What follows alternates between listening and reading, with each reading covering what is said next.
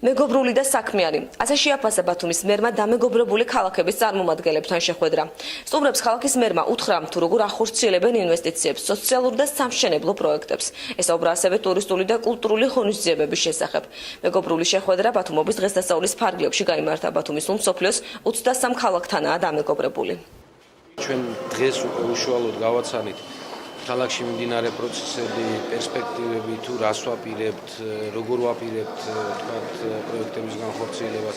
თან გვაინტერესებდა მათი შეხედულებები ამასთან დაკავშირებით და პლუს დაიგეგმა ჩვენი შეხვედრები, საქმიანი შეხვედრები სხვადასხვა პროექტებთან დაკავშირებით, რაც მნიშვნელოვანი იქნება ჩვენი ქალაქისათვის ინვესტირების თვალსაზრისითაც. მიხარია, რომ ნახეთ თუ როგორ უხარიათ უფროსებსა და პატარებს ქალაქის დღესასწაული. ის მხიარული სახეები, რაც არ იყო ხელოვნური და იყო ნამდვილი. ქალაქში სიხარულის უფევდა.